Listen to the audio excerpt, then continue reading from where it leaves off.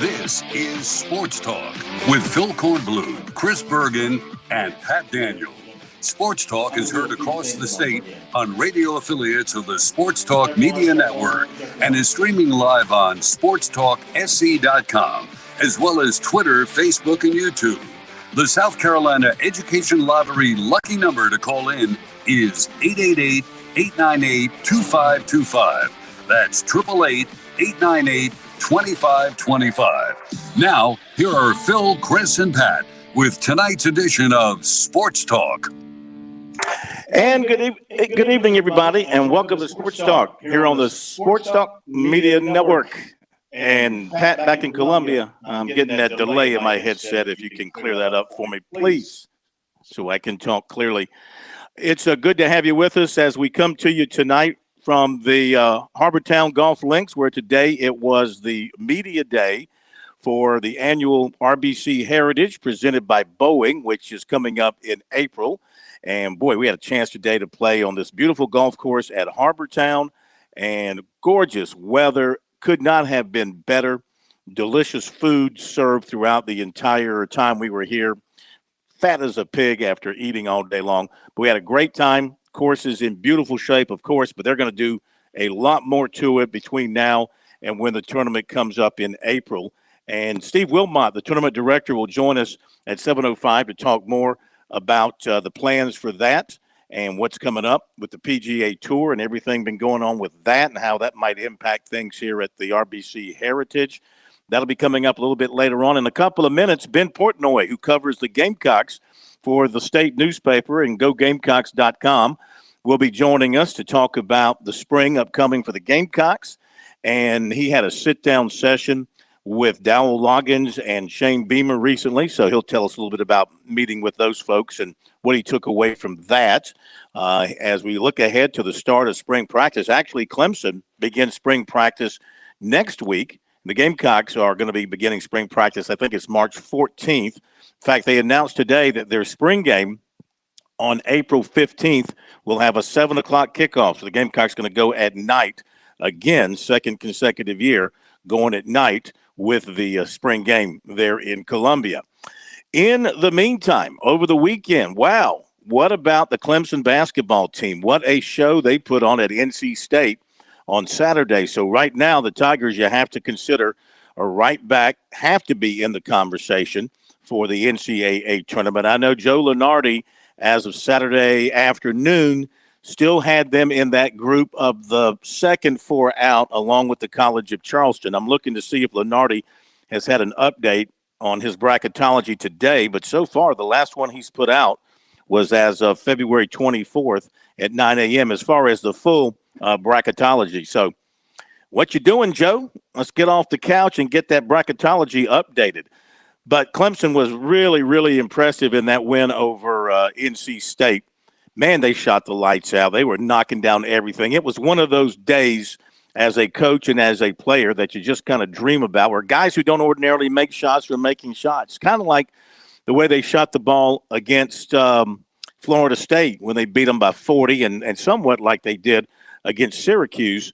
And the Tigers had a huge lead all game long against NC State. A very impressive win for them on the road. Now they go to play Virginia tomorrow night in Charlottesville, and that's going to be huge because right now, as far as the top four teams in the ACC are concerned, you've got Pitt, which has emerged as the number one team at 14-4 in league play, and then Miami, which was upset by Boston College over the weekend. They're 14-5, and then you have Clemson and Virginia at 13-5, and Duke at 12-6 in league play. So Clemson, I mean, statistically, they still have a chance to win the ACC regular season championship. If they win out and go 15-5, they got Notre Dame Saturday, and they've got Virginia on the road tomorrow night. 15-5, that might be good enough to get it done, but then they would need some help, of course. Pittsburgh and Miami would have to lose, and Miami has a tiebreaker over them, but they have the tiebreaker over Pittsburgh. And if they beat Virginia, they'll have the tiebreaker over Virginia. So it's all about just taking care of your business if you're Clemson. And if they play like they did, then they'll take care of their business. They moved up in the net to number 60 with 2 wins last week over Syracuse and NC State. So they've moved up quite a bit. Virginia is 28 in the net. Of course, South Carolina, they played Tennessee decently for a half. They were down 11 or 12, I think it was, at the break in Knoxville, but at least they were competitive, and then they weren't. Just fell apart in the second half, got beat again. They lost to Tennessee in Columbia in January, and I think that was a 40-point margin. And so now they lose by 42 in Knoxville. So at least they were consistent in dealing with Tennessee here in the regular season. So the Gamecocks lose, and they're not competitive after playing the number 2 team in the country at home in a very competitive game. It's just been that kind of season. Of course, they don't match up well with Tennessee. Tennessee's long, lean, athletic. They're too physical for South Carolina. They don't like physical teams, and they can't defend them, so they give up a lot of points to teams like that. By the way, speaking of Alabama, did you see the introduction for Brandon Miller on Saturday? They had that great win over Arkansas. Arkansas really played them well. Alabama came back to win. But when Miller was introduced, he gets a standing ovation from the fans. And I'm just wondering to myself, what are you thinking? But then as he's running through the tunnel of players, there's a walk-on player at the very end. And the 2 of them, I guess they had planned this out. They sort of recreated a pat down of how a police officer would pat down a player looking for a weapon. And oh my goodness, that was picked up by the national pundits. And Nate Oates said that he was not happy about that. But I mean, we're seeing these things. You're wondering what kind of control Nate Oates has over his basketball team in Tuscaloosa. It's obviously a very talented basketball team, a team that's capable, if they hold it together, of winning the SEC tournament championship, regular season championship, and making a deep run in the NCAA tournament. But this nonsense that's been going on related to this terrible tragedy there in Tuscaloosa that's got to be an embarrassment for everybody involved. And more people nationally are saying, there should be some action taken against Brandon Miller because of everything that has come out about this case. So that thing is only going to get hotter as you go deeper into postseason play through the SEC tournament, and once you're in front of the NCAA media. And is Alabama going to shield him from all of that? Are they not going to make him available? I mean, the NCAA requires you to open your locker rooms after tournament basketball games, but I guess you can take him out and hide him if you don't want him talking to the media. So we'll see what happens with that. USC women took care of business. Senior day yesterday at the CLA, 18,000 to say goodbye to arguably the greatest class in USC women's basketball history, a record of, 108 and 108 and 3 or something, some crazy record that they've had as a class. Maybe I'm a little bit off on the numbers. I can pull it up here in a moment. But they took care of business against Georgia yesterday, and they finish up a regular season undefeated, number 1 in the country, and in great shape to defend their national championship. 123-8 in their career for the young ladies that signed with South Carolina back in 2019. That is amazing. That is impressive. And that is just going to be something that's going to be hard to top in the years to come. Win another national championship, and certainly besides the statue being erected. And I was downtown Columbia a Saturday, and I saw where they're erecting that statue for Dawn Staley at the corner of Main and Gervais. That's going to be, right now it looks like they're just kind of putting up I don't know what that is, the support of it or whatever. It's going to be pretty large. And I got to believe now, Aaliyah Boston wins another national championship and a National Player of the Year. She's going to have to be considered for one of her own to keep company over there with Asia Wilson in front of the CLA. Race out at Fontana yesterday. Kyle Busch runs away with it, wins comfortably. His first win for RCR.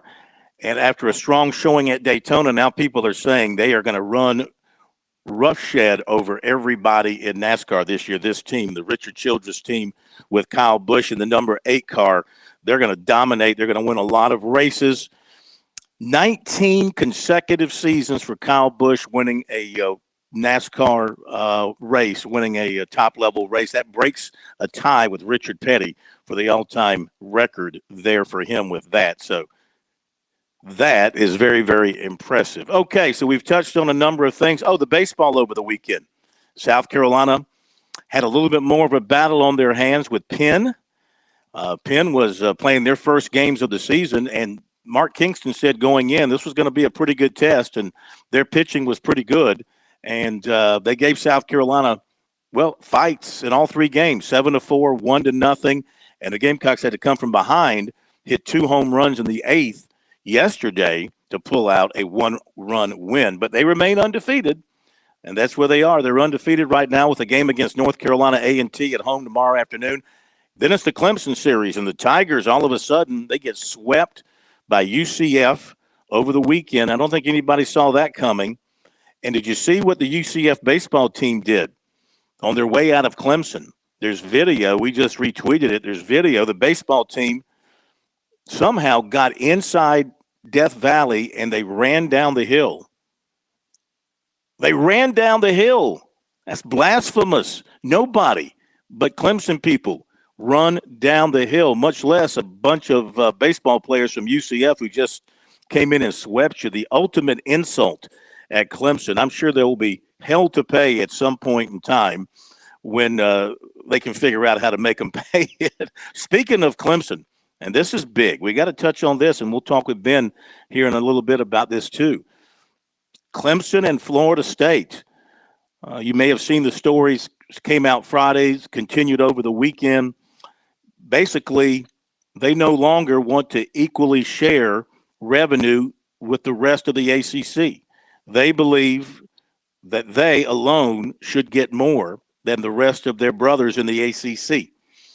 Right now, the ACC is paying out about $36 million per team from their TV contracts, while the SEC in its most recent payout was $51 million. We all know the SEC is going to go way up with their new contract.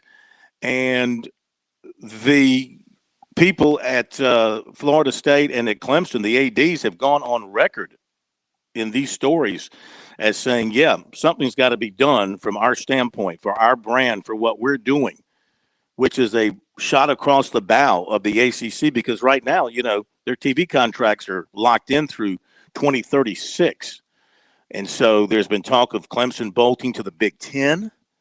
How would that play here in South Carolina? Clemson in the Big Ten. And, of course, there's always the threat of going to the SEC in some way. So we got to talk about that as well. Our phone number, 888-898-2525, South Carolina Education Lottery lucky number here on Sports Talk. And since 2002, more than $999 million in lottery proceeds have been used to support K-12 programs in South Carolina. Learn more about the lottery's impact at sceducationlottery.com/educationwins.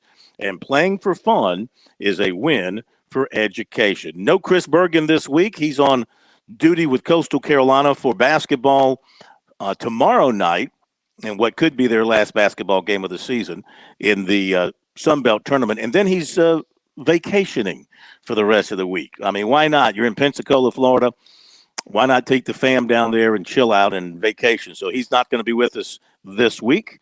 It'll be yours truly and Pat Daniel taking care of business. Let's go to our break, and Ben Portnoy from the state will join us. Looking forward to talking to Ben. He was here playing golf today, and I said, why don't you come sit in? Let's talk some Gamecock sports with you. And after I gave him a couple of stiff drinks, he agreed. So he'll be with us after the break. Steve Wilmot at 7:05. We got plenty of recruiting for you, too, so stay tuned for that. And we'll work in some calls, 888-898-2525. We'll be back in just a moment.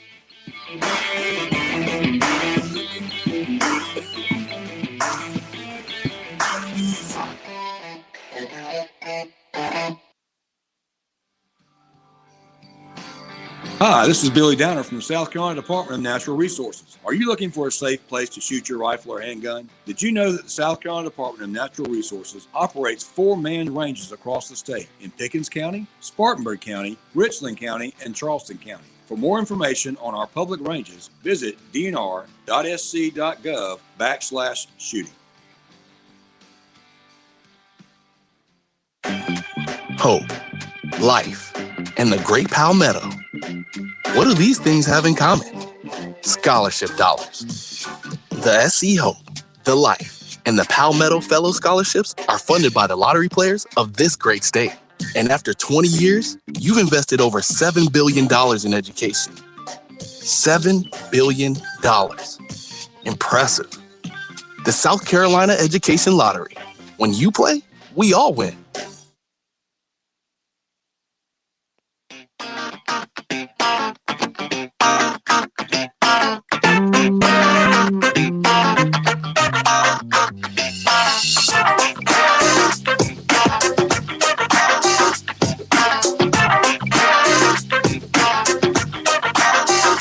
Okay, we're back with you on Sports Talk here on the Sports Talk Media Network. And we are here at Harbor Town, where today it was Media Day and Sponsor Day, their annual golf outing where they let schlubs like us get on a pristine golf course and just tear it up and have a great time. We welcome in Ben Portnoy from the state newspaper who covers the Gamecocks, and you were out here today for the first time. Yeah, it was my first time. I've been down to Hilton Head a couple of times just to visit and check out the beaches, but this was the first time I dug up the golf course a little bit. So apologies to the grounds crew that has to follow us after today. But there were enough good shots to keep coming back, right? So it was a great time though. Really, really cool, really picturesque, and really, really amazing experience. Yeah, I feel so guilty with each one of my huge divots that I leave out there. It just makes me feel guilty about tearing up such beautiful grass. But I appreciate you spending some time with us before heading back to Columbia. I wanted to pick your brain on some things looking ahead to South Carolina spring practice and other things. You just had a chance to sit down with Shane Beamer and with Dowell Loggins, the new OC and the new offensive coordinator. So what'd you take away from what they had to say?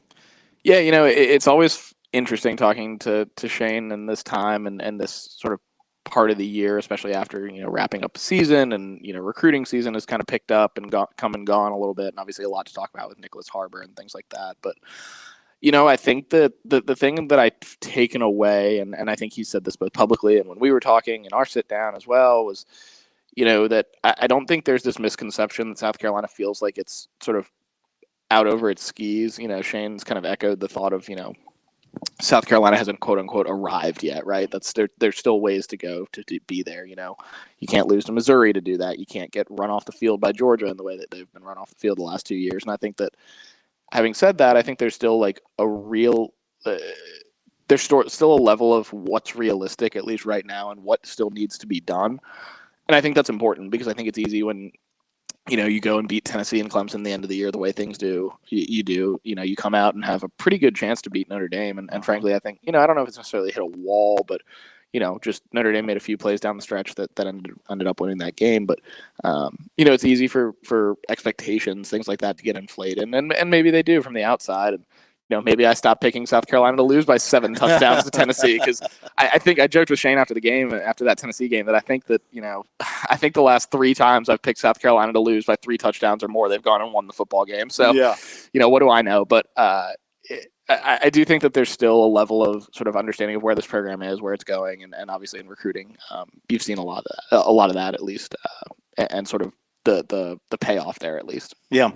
So in your conversations with the two of them, as they look ahead to the spring, and I know one thing that's heavily on Beamer's mind is the defensive end position, something they've got to solve because they don't have a lot of depth. And I'm wondering about the quality with the players that they've lost. Have they successfully replaced those guys with equally good players or better players? So that's a concern. And then on the offensive side, I guess the thing that you have to kind of concern yourself with is learning another offensive system. Here's Spencer Rattler, who came in from Oklahoma where he had a system. He comes here to South Carolina. He works under Marcus Satterfield. He learns terminology in another system. Now he's got to learn another system in a short amount of time. Of course, he proved he could pick up the Satterfield system in a relatively short amount of time.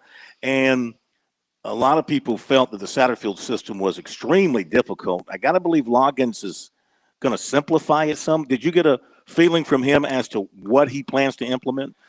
I don't think X's and O's are quite there yet as far as the exact terminology. I think he was actually saying and mentioned to me that, he was sort of figuring out what terminology works with guys and what sounds right. And there's all sorts of keywords and buzzwords and things like that go into calling an actual play. And he said he's kind of working through that right now. But, the funniest part, and I thought it was interesting, and you don't necessarily hear coaches say this all the time, but it was really interesting. He said, frankly, like, he said, and I'm paraphrasing a little bit, but he basically said, I came to South Carolina for 2 reasons. It was Shane Beamer and Spencer Rattler. And for a little bit of that, I wasn't sure if Spencer Rattler was going to be part of that equation. And he said it was, not touch and go necessarily, but, it was definitely long conversations with him and his family and his camp. And, Spencer spent a lot of time talking to his people and his camp as well, and working through those things and kind of, the thing that I took away and I thought, is a really, admirable thing was that Dowell said, listen, like, I'm not your coach, but like, I coached in the NFL for 16, 17 years.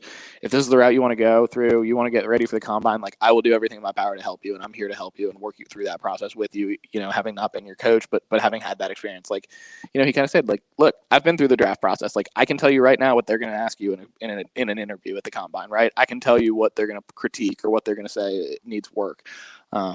But on the flip side of that, if you come back, those are things we can work on and improve and all of those things. And so I thought that was interesting. He was he was pretty, realistic about it. It's like, realistically, like, it wasn't a given that Spencer Rattler was going to come back. I mean, this was a real decision to be made. And kind of before it, talking to Dal about this, Shane kind of joked about it too. And he said, everyone thought I was crazy when I joked last year in kind of one of the side rooms at media days that I would bring Spencer Rattler next year because no one thought that Spencer Rattler was going to be coming back. And I said, I was like, oh, so does that mean that Spencer's going to media days? And he was like, well, I won't go that far yet, but he won't commit to Rattler going to media days. Not yet, officially, not officially. So maybe that's in the cards. We'll see. But my point is that a lot of the Spencer Rattler, will he go, will he stay, all that.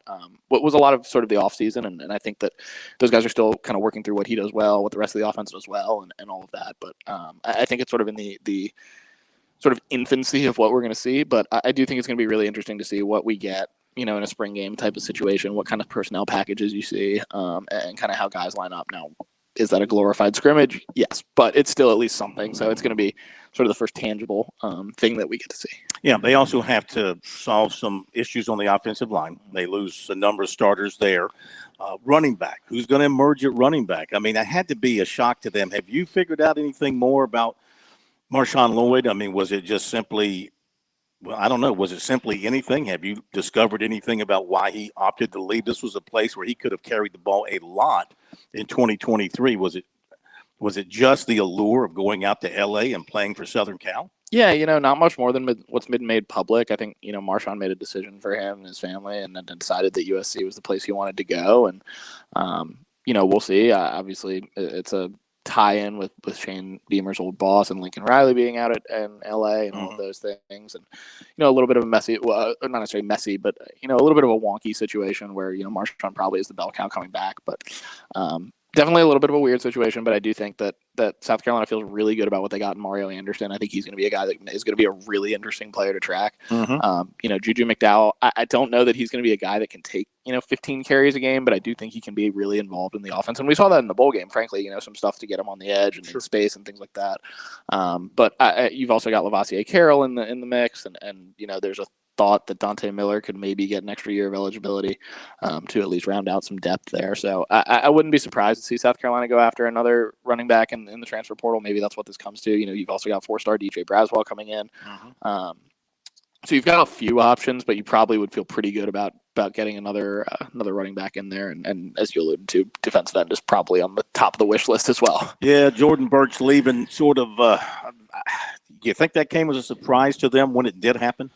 I think it was a little bit of a surprise, but I think it got to the point where it was ready. I think they knew it was coming a little bit. I think, as a coaching staff, I mean, these things, they get made public, but at some point, like, these things are known sort of internally a little bit before that. And I think that was the reality. I think South Carolina knew this was maybe heading that way. And I mean, the other piece of that is Gilbert Edmond left and is at Florida State now. And I mean, Gilbert Edmond played a lot of snaps and played a lot of really good snaps for South Carolina in kind of a tough situation where Jordan Strong goes down game 1 basically and game 2 against Arkansas and he all of a sudden is a starter and a guy that was probably going to be a rotational piece and all of a sudden is playing 90% of the snaps at defensive end.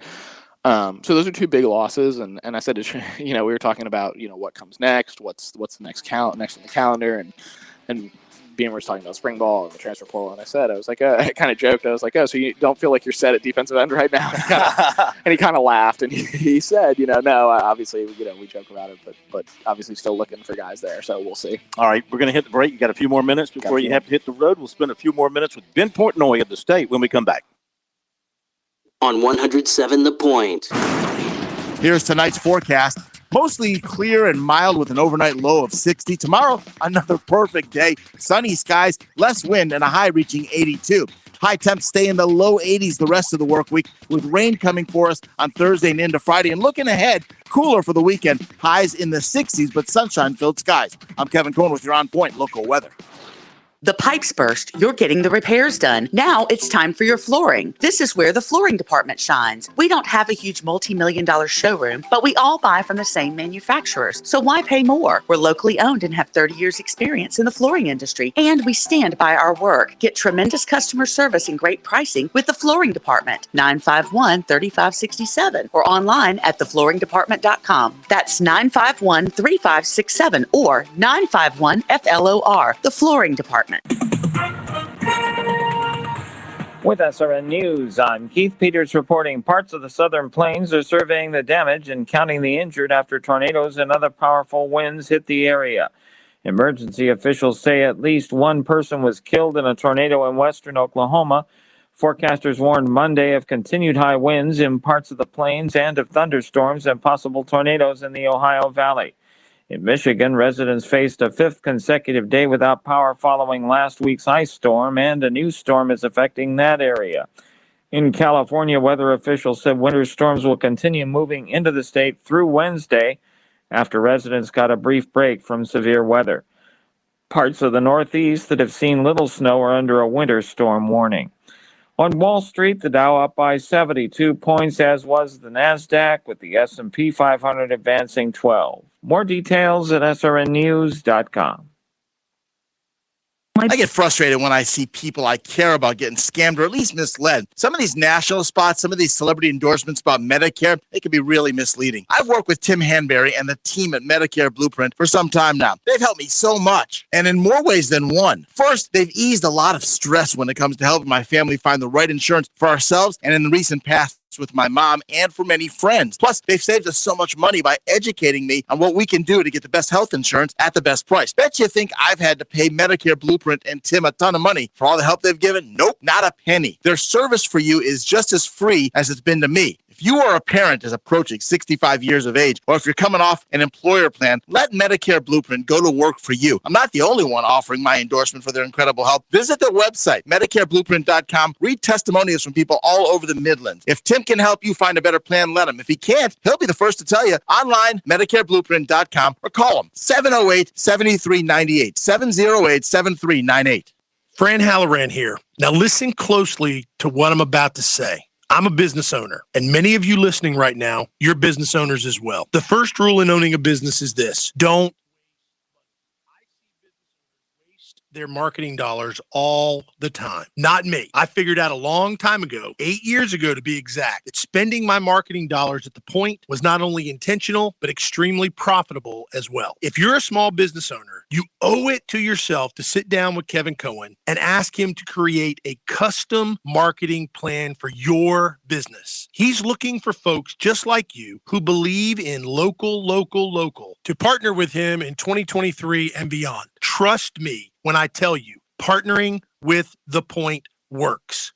You will see results and your marketing budget will no longer be wasted. Give Kev a call at 803-563-8558 and tell him the Money Coach sent you. Goodness, I didn't realize just how much impact the last commercial ball reading the fine print struck a nerve. Bergen Roofing received countless calls thanking them for the heads up on these unscrupulous roofers. Stewart himself says he even got a couple of one-finger salutes from those same roofers. You see, people don't like to be exposed when they're trying to pull the wool over your eyes. Stewart also got calls from some local roofers thanking him for going to bat for him, and from local homeowners too. That got me thinking, you don't know what you don't know. Listen, you don't have to use the first roofer that climbs on your roof telling you you need a brand new roof. No, sometimes you only need a simple repair. and you'll get only the truth with Bergen Roofing. You also don't need to pay a deposit. Sometimes that's a sign that the guy with the magnet on his truck door is living paycheck to paycheck. With Bergen Roofing, you never pay a dime until the job is completed. So all of you out-of-town roofers, keep telling Bergen they're number one in your own kind and special way. The locals know that Bergen is truly your neighborhood roofer. So call them today, 798-ROOF. That's 798-7663.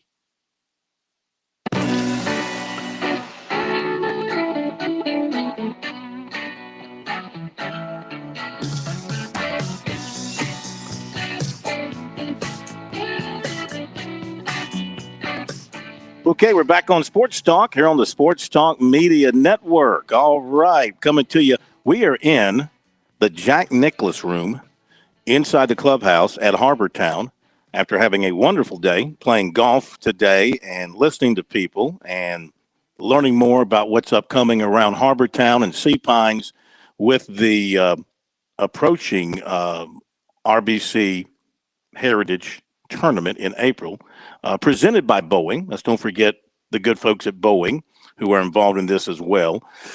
It takes a state effort to pull off a big event like a PGA tournament. So we'll have Steve Wilmot with us a little bit after 7 o'clock to talk more about everything that went on today and everything that's coming up involved with the tournament. Pat Daniels back at our studios in downtown Columbia. He has done some investigating. He knows why. Well, he knows how the UCF baseball team was able to get access to the hill at Death Valley. How'd they do it? Well, it's my understanding, and I could be wrong about this, but I feel pretty confident. Going on for years now, typically when a baseball team, a visiting team, is at Clemson, in particular if they have a larger squad with them, they'll sometimes do their post-game showers in the visiting locker rooms over at Memorial Stadium. So it's my understanding that's how they got access into the stadium, was they were over there. And you can see in that video, they're still in their uniforms. So I would guess they went straight from celebrating in Doug Kingsmore, went across the street, and before they actually took their showers and whatnot, they did a little celebratory run down the hill. Interesting to point out, a lot of the guys did the little jump right at the hump about midway down the hill, almost as if they're fans of the program and have watched a ball game or two. You know, actually, I wouldn't take that as an insult, Ben, if I'm Clemson people. I'd take it more as an acknowledgement of, hey, we know about your football program. We know about your traditions. I don't think – do you take it as UCF mocking Clemson in some way, or maybe just showing their way of respect after they pulled off a tremendous three-game sweep for them? I think there's maybe a little bit of the folks will argue it's like showing up Clemson a little bit. There's probably a little bit of that, but you know what? We're also in a world where we're getting, really snarky messages from official team accounts after football games and things like that. I don't know. I think it's, in the grand scheme of things, it's harmless. It's kind of funny. It's entertaining. And you know what? Let college kids be college kids. Let them do some funny stuff like this. It's college baseball, and college baseball in particular is especially quirky and weird and interesting and funny. And I think, you know what?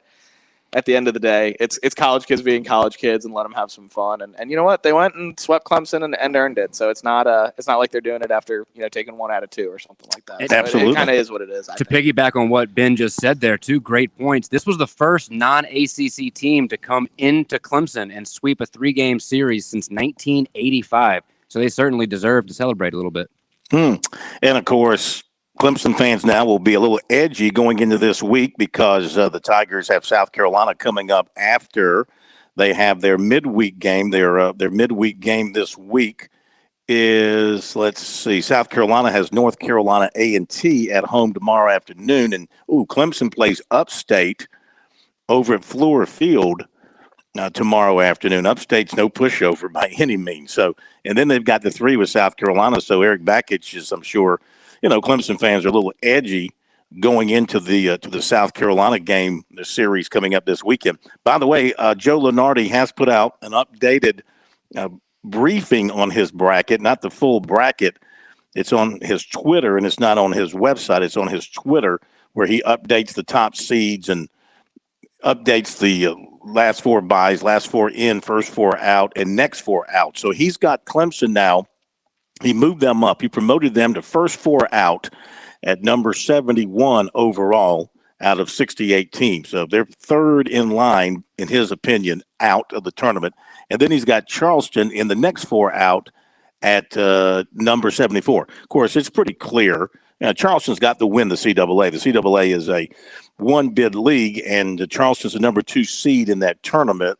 Hofstra is the number 1 seed, and by virtue of having the tiebreaker, they both finished 16-2 in league play. That tournament doesn't begin till the end of the week. So, with them, it really doesn't matter. They're not going to get, I don't think, an at-large bid. That league doesn't ordinarily get an at-large bid, I don't think. So they need to win the CAA. By the way, Pat Kelsey, it was reported today, Pat Kelsey's getting a new contract and new money there at the College of Charleston. Let's see, it was reported by one of the basketball folks, I think it was Jeff Goodman, reported that Kelsey's getting a deal in excess of $1 million per year, sources have told at Stadium. So I guess he's not going to bolt for any of the other opportunities might come his way. By the way, our business, Ben Portnoy from the state is with us, and our the media business is certainly not immune to things related to the financial crisis in this country and this, that, and the other. What was your reaction? Did you have any reaction when you saw that The Athletic laid off beat writers last week at some major universities around the country? Yeah, it's sad. I think there's always some trimming, and every company is a little different. It's definitely interesting to see, and it's unfortunate to see. You never want to see good people lose a job, especially in this business that's so hard and people work really hard in. But obviously things happen behind the scenes, and you never really know. So it is what it is. But thinking of those folks and know they'll land on their feet, and obviously, you hope that hope that the business is growing, not shrinking. That's always the hope.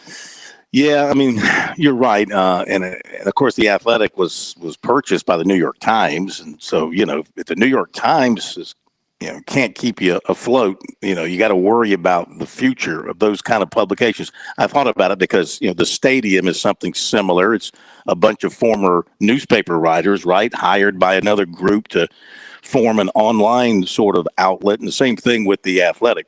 Let's go back to the Gamecocks for a few more minutes before we have to let you go. So spring practice is coming up. Recruiting is going to heat back up in a couple of days with the with March, and you can have the in-person contact and visits and all that. So everybody's going to get real busy with that again. But you look at the body of work they did in recruiting. You look at, one thing about Shane Beamer, he has come in and he doesn't make the rules, but he takes advantage of the rules.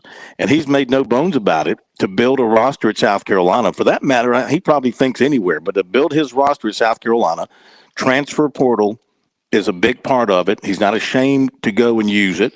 And he knows he's going to lose some players to the transfer portal, but he shops it heavily. And the incoming crowd is about 1/3 transfers. So he's making great use of it. It's there to be used. And if you're South Carolina and you're trying to basically start something from scratch, why wouldn't you use it? It's interesting that actually, I'm kind of looping back here, but, Shane and I kind of talked about that last week when we sat down. I was like, when he kind of mentioned how at this point in time, you're certainly projecting and developing guys over the course of, like, in theory, a 4-year plan, right? Still. But at the same time, you're almost having to reevaluate your team every single year. It's almost a 1-year thing every single year because of how volatile things are with the transfer portal and things like that, and how much movement there is in college football now these days, right?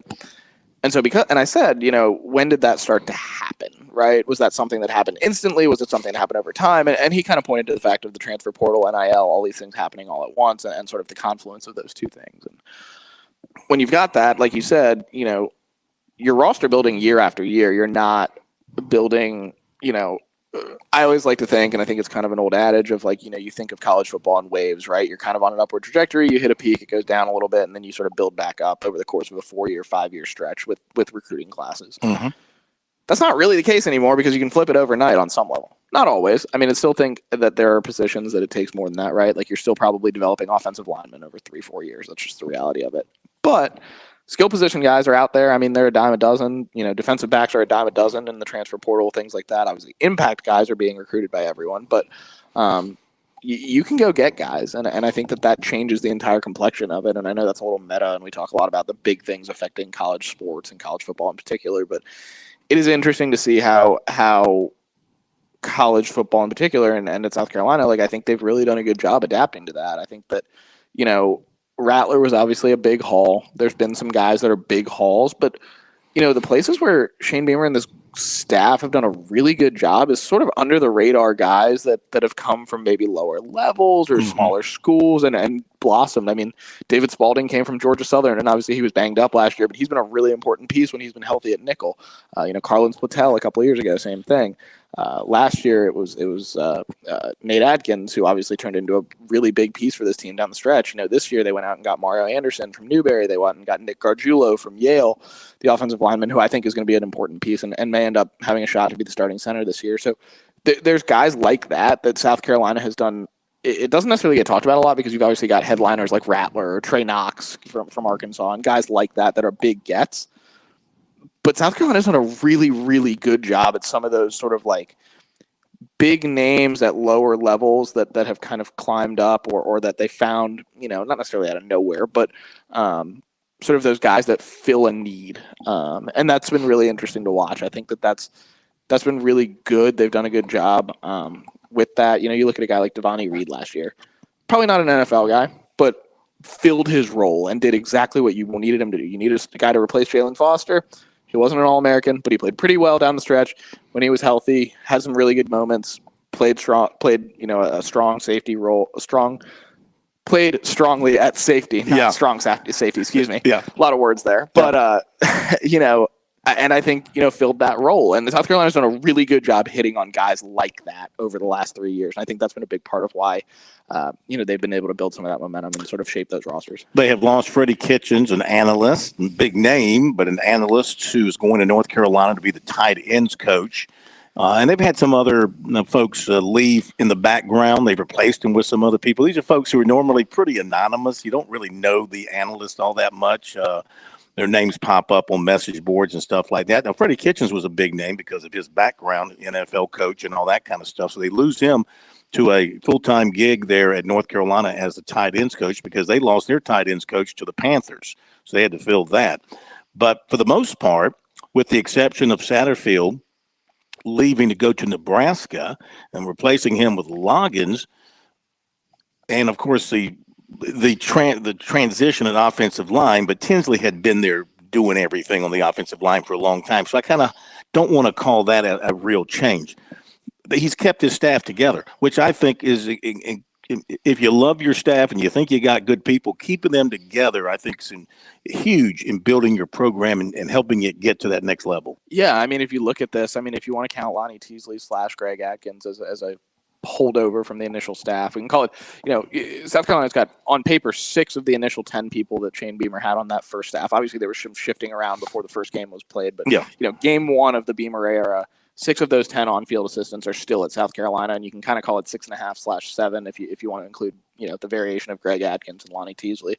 That's important, and you don't see it a lot in college football these days. And you look at sort of you look at the Nick Saban model, right? And obviously people are pulling from Nick Saban because Nick Saban's developed all these coaches, and they're great coaches that work under him and going on to head coaching jobs. But being able to keep that staff continuity is really important. I mean, there are coaches on this staff that have turned down jobs. I mean, Shane Beamer's talked about it, that there's guys who have turned down jobs from bigger places. And he even mentioned, when we were chatting the other day, like there's guys on the lower levels, like assistant, analysts and guys off the field that have turned down bigger jobs from other places. And, we don't always know who those people are and things like that, but it's still, the fact that that's happening is shows you that there's a lot of belief, I think, in what's going on. And that's not to say that South Carolina's going to turn around and win 12 games next year, but I do think that there's something to that in keeping that staff continuity and keeping up with those folks and keeping people in places where they can be successful. And I think they've done that in terms of retaining staff and all of those things. And some of those younger guys who have gone on to other stops are going on for bigger jobs. I mean, you look at a guy like Stanton Weber, who was an analyst under Pete Lembo last year. He's now at 28 years old, going to go be a special teams coordinator at Kent State and Toledo. And so that's a really big jump for a guy that age. I Sure. mean, that shows you that they're developing young coaches onto bigger jobs, and in theory, you want to hire them back. But that's an important piece of that as well that I think sometimes gets overlooked. All right, let me ask you this last thing. Keep you for a couple more moments before you leave. After 2 years, you compare Beamer to Muschamp. At least from the record standpoint and what they've done on the field, it's pretty similar. Beamer gets a check mark for beating Clemson. They split their first 2 bowl games because same thing with Muschamp. He lost his first, won his second. Beamer won his first, lost his second.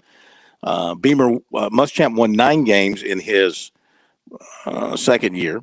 Beamer won 8 games. So I think he's like a game back. Well, no, he had a better record his first year than Muschamp did. My point is, there's not a whole heck of a lot of difference statistically between the two. Now, maybe internally from what was going on with Muschamp to what Beamer is doing now, there's a great deal of difference. Time will tell. I will say that, of course, year 3 started out pretty well for Muschamp, and they lose that game at Florida, I think it was, when things started to turn, and then they lose the bowl game, and then they start the next year, and Bentley goes down with the injury, and they're in quarterback wasteland from that point forward, and things got away from them. I'm just saying this to say you wonder if the infrastructure, the building internally with Beamer is better and stronger than what it was with Muschamp, and he's going to be better able to sustain anything bad that might happen in year 3 because things started to kind of go sour under Muschamp in year 3. Yeah, and obviously, Will Muschamp predates me a little bit here, so I think you can speak to that maybe better than I can. But I do think that with what you see under Shane Beamer, at least specifically, like there's a really strong infrastructure there, and I think there's an understanding of what needs to be done. It's not, it's not guys jumping in because they're looking for the next thing. It's not guys with, aspirations of going elsewhere, things like that. I know a lot of that's cliche, and I know we hear a lot of that, and I think that's why I think a lot of folks can argue that Shane Beamer's whole act, or whatever you want to call it, is a little corny, and I can understand that from the outside looking in, but I do think I do think that's also grounded in truth too. Like I do think that there is a legitimate foundation that's been built in terms of what Beamer's doing and bringing in and things like that. And I think that, you look at guys like, you're not going and getting guys like Nicholas Harbor if you don't feel like you have that infrastructure in place. You're not going and getting guys like Spencer Rattler without that infrastructure in place on some level, or keeping them a second year, right? Sure. And belief in coaches and things like that. And I think that that's really, really important for a program. Now, again, like that doesn't, the caveat is that doesn't mean that South Carolina is going to turn around and win the SEC East next year. It just doesn't happen like that. But it makes you feel like there's some kind of longevity that can be built with this, because I think we're really early in this. It's still only 2 years. If South Carolina turns around and goes 7-6 next year, or 8-5, or whatever it might be, like, are folks going to be annoyed? Maybe. But the reality is like, those are the logistical steps that you need to be able to build. I mean, you look at it, and it's obviously not an exact comp, and I'm not comparing Beamer and Saban or anything like that. But Nick Saban came in and was 7-6 his first year at Alabama, and I think they were 10-4 the next year or something along those lines. I mean, it took 2 or 3 years to get to what Alabama being, Alabama, and sort of the Death Star that they are now, and in Georgia in the same way. And that's the reality, is like these things take time, and it's not always that linear. But I do think there is something real to that foundation that Beamer talks about, that players talk about, that assistant coaches talk about. Like I don't think that's just sort of lip service. I think that is a real thing that actually exists there. Yeah. Last thing, we'll let you go. In the SEC East, Georgia, they're going to be very strong once again, but they do have to play somebody new at quarterback. And what kind of look for all the great quarterbacks they had, it took a transfer walk-on who went to junior college and came back to lead them to 2 championships. All their highly touted quarterbacks, all the 5-star quarterbacks they had, couldn't do it. So, I don't want to hear about 5-star this and 5-star that. A flipping walk-on. It took a walk-on that nobody wanted to win. Now, how do you explain that? But anyway, we don't know what their quarterback situation is going to be, okay? And that has to be a question mark. What's Tennessee's quarterback situation going to be? Is it going to be the $8 million quarterback, or is it going to be the big strong arm kid that was the backup last year who played against Clemson and played well. I mean, he impressed me, Joe Milton. He impressed the heck out of me. My question to you is SEC East. I mean, is South Carolina, and like you said, if they slip to something here, something there, is it going to disappoint Gamecock fans? But are they not maybe, and they have question marks too, but they do have a quarterback, and they do have one of the best receivers in the SEC. And they do have some good defensive players. And they do have their place kicker and their punter coming back. And they do have that. Now they have that special teams edge that every team has to prepare for South Carolina special teams. I mean, because that's their reputation now. Are they in a better place for upward mobility now in the SEC East to where they might slip? And look, who knows what Florida's going to be? So maybe they're at least going into the season, you think of them being third. If there's any slippage with Georgia and Tennessee and South Carolina can take care of its business, they could move up into the top two, if not more. Yeah, I mean, I think that, we're obviously a long ways out, and I feel like I have this conversation every week or and a half with someone thinking like, what is South Carolina going to be this year? But, I mean, I do think there's a world where South Carolina finishes, second in the East behind Georgia? I mean, I think Georgia's going to continue to be Georgia. I don't think there's any reason to believe otherwise, but I do think that the East is pretty wide open behind that. I mean, you look at it and, obviously Tennessee is replacing a quarterback. I mean, I think Joe Milton's got all the talent in the world, but we'll see whether the accuracy is there and whether they can replace a guy like Jalen Hyatt and that kind of thing. But Cedric Tillman as well. But, I think right now, like, if you're a betting man, like, I'd argue South Carolina's in a better place right now than Kentucky or Florida is right now. I mean, I'd put them ahead of probably Missouri, even though South Carolina's lost that game, 3 years in a row, 2 years in a row? 3 years in a row. You're probably ahead of Vanderbilt, even though Vanderbilt's a little bit pesky right now, and I think they're getting better under Clark Lee. But I mean, there's a pretty easy argument to be made that South Carolina could finish second in the East this year, and whether that happens, we'll see. I mean, I think it's realistic to see them finish, third or fourth maybe, but I do think that there's a world where it's really wide open right now, and I think they've got a shot. It's just a matter of, do things shake out? Do they go beat a Tennessee again? You got to go to Knoxville this year. Got to go to A&M. Got to go to A&M. Got to go to Missouri. You got to play UNC week 1 in Charlotte in a crazy game. That's going to be, Drake May versus Spencer Rattler. That's going to be a really fun quarterback matchup. What do you think they'll put the over/under at? Like 173. I mean, that's going to be a good old fashioned Big 12 shootout. Let's get like a 75-72 final there or something. Yeah. But no, I mean, I think that the schedule is going to be hard. It's going to be tricky. It's always tricky. You're still going to have to play Clemson every year. But I do think that there's a world where South Carolina can take that step up. Like, it's there for the taking. Now it's just a matter of doing it. And, saying it and doing it is obviously, cliche, right? Easier said than done. Yeah. So we'll see. Thank you, my friend. It's been a pleasure. It was great running into you today, and appreciate you spending some time with us. I know. This has been fun. Nice little spot here, and then Jack Nicklaus' Mr. Nicklaus's room. Mr. Nicklaus's room. Yeah, Steve Wilmot corrected me when I said we'll be in Jack's room. He goes, Mr. Nicklaus's room. So I know. I'm looking around. There's probably more pictures of Jack in this room than there are fairways that we hit today. So I don't know, but this is a great spot for this. So I'm glad we could do this. Jack and I have a lot in common as I think about it. We both have 2 legs. And swung a golf club once. We both have put a golf club in our hands at least once. That's pretty much where it ends. And I've been through Ohio before, so that's kind of where. And he's been to South Carolina before. So I read Arnold Palmer's biography this summer, thinking it might help my golf game, and I'm still waiting to see the returns on that. So hasn't helped, huh? Not yet. Go get yourself a Tsunami bar. And go see my friend George Bryan. That'll help your golf game more than anything else. I promise you that. Thank you. Safe trip home. I'll see you back in Columbia. Appreciate you, Phil. Thanks for having me. You too, buddy. Ben Portnoy from the state. Man, really didn't mean to keep him for so long, but I appreciate him joining us and spending quality time with us here on Sports Talk as we approach the top of the hour break. Steve Wilmot from the RBC Heritage, presented by Boeing, will be with us after the top of the hour to talk about his tournament coming up. It's really only about 6 weeks away before it's here. So looking forward to that.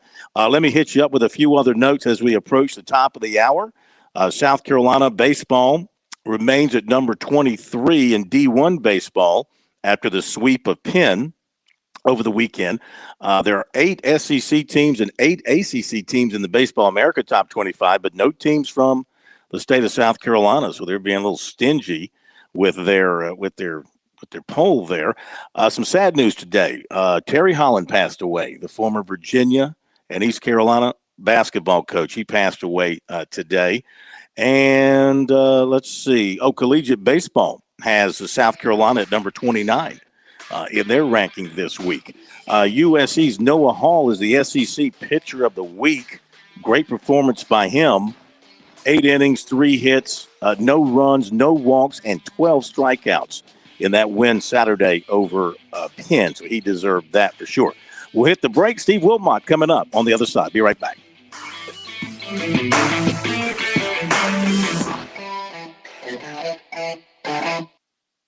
By the way, before we do what's supposed to happen here, thank you for pushing the button.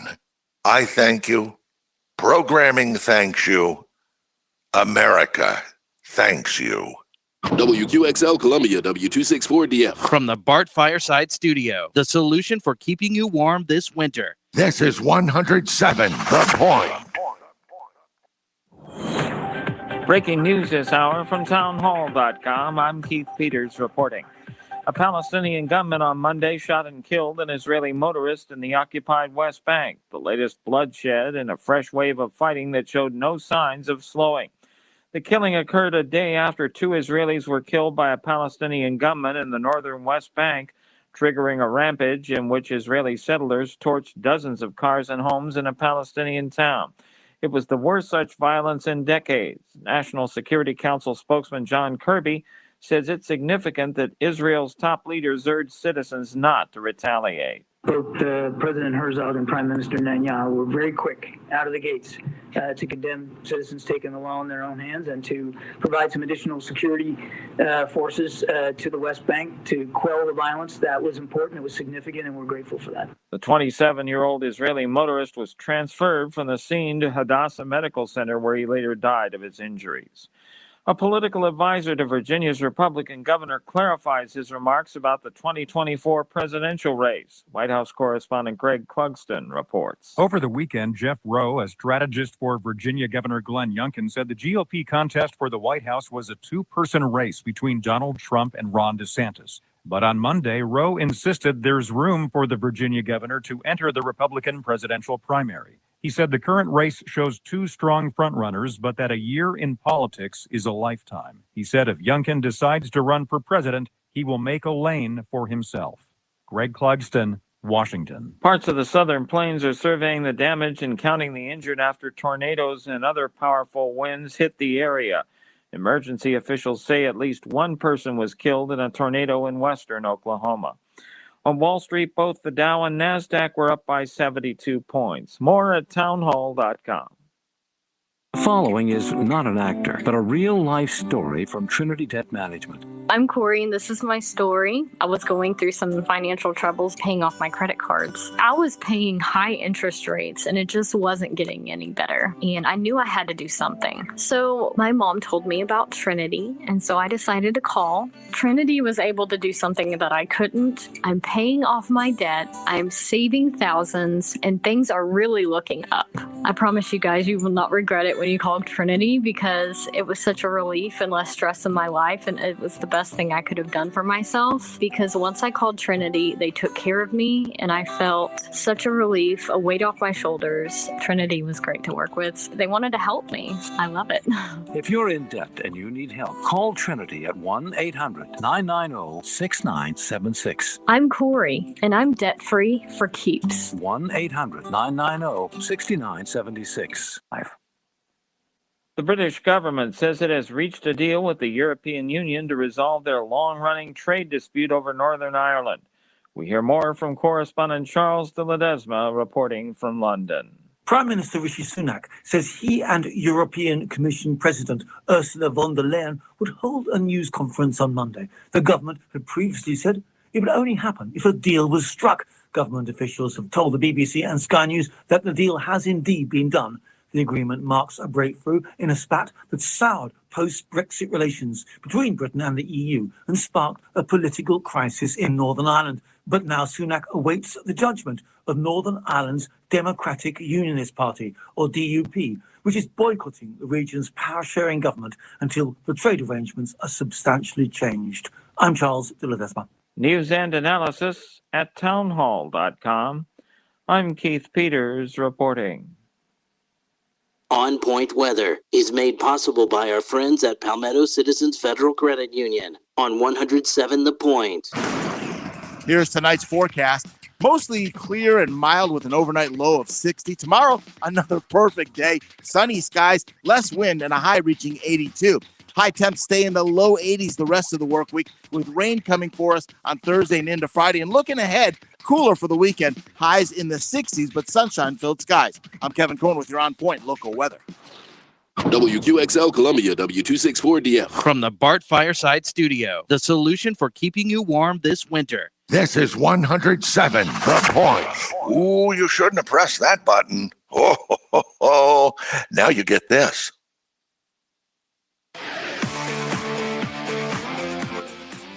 Welcome back to Sports Talk on the Sports Talk Media Network. You can reach the guys with the South Carolina Education Lottery lucky number, 888-898-2525. That's 888-898-2525. Now back to Phil, Chris, and Pat with the second hour of Sports Talk on the Sports Talk Media Network. All right, we are back with you, Sports Talk Media Network. Thanks again to Ben Portnoy of the State newspaper, GoGamecocks.com, thestate.com, BenPortnoy.com. Follow him on Twitter. What's your Twitter? At Ben Portnoy? At BPortnoy15. Okay. Follow him there. Safe trip back to Columbia. If I see you on the side of the road, I'll pick you up because I'll be about an hour behind you when I finish up here in the Jack Nicklaus room at the clubhouse here at Harbor Town. We welcome in Steve Wilmot, the executive director of the RBC Heritage, presented by Boeing. And once again, it's great to see you. And thank you for doing this and letting us come out and have some fun today. No, well, thank you. And, this is something I look forward to every year. We do have a sponsor/media day, and I've done the show probably for the last 30 years, excuse me. But you have lost the 30 pounds. Well, that's another story. Was that too, a Freudian slip? Yeah. Well, people say, how long you been doing it? And I don't know. I used to not talk about years. I used to talk about pounds. That's a good idea. But this is my 37th tournament coming up here in April. And you've been so kind and so good to us over the years. And, this is about us and about South Carolina and golf here in the Low Country, but also representing South Carolina. And we're all in this together. So it's going to be an exciting run here. It's obviously a natural fit in our state as big as golf is. And to have a PGA Tour stop, as we've had here since 1969, not only a tour stop, but a premier tour stop on one of the most beautiful golf courses. These guys will play anywhere in the world. And the entire organization has done just a fantastic job. And you had a great winner last year, a great champion in Jordan Spieth, and that's always good. And I know you're looking forward to a great field and a great tournament the week after the Masters here, coming up in about 41, 42 days. And, it's got to be like helter-skelter around here trying to get everything done. Yeah, it's go time for sure. But, it's not that we sit back and wait the last 6 weeks. The effort from my team, our staff, as well as the foundation and this community and our partners and all too, it's a year-round effort. And as I've said many times before, it's 13 months out of the year, if not 53 weeks out of the year. And, we're already working on 2024, I can tell you that, but we've got an exciting week coming up, and the interest in golf is as strong as ever. The support that the state certainly has done with regards to golf in South Carolina. And you think back of 2020 when we had the little, the COVID, the unfortunate times there, but then for us to be given the opportunity to step up in 2020 and, be back on the schedule, the support from the state, the PGA Championship, the Palmetto Championship, the CJ Cup, and, we're the only annual PGA Tour event in South Carolina, but things are, the state's on a roll, we're on a roll, and we're excited about this designated opportunity, which now we need to really step up our game and show the world how special we are here in South Carolina. Explain what you mean by the designated opportunity. This is something new the PGA Tour has been doing, maybe as a result of the Live Golf development, and they're trying to step up their game with the PGA to make it better for their players and make it better for the tournaments? Yeah, I mean, it's been something that's certainly been discussions over the years of how do you get all of your best players out there to play together, and that's what everybody wants to see.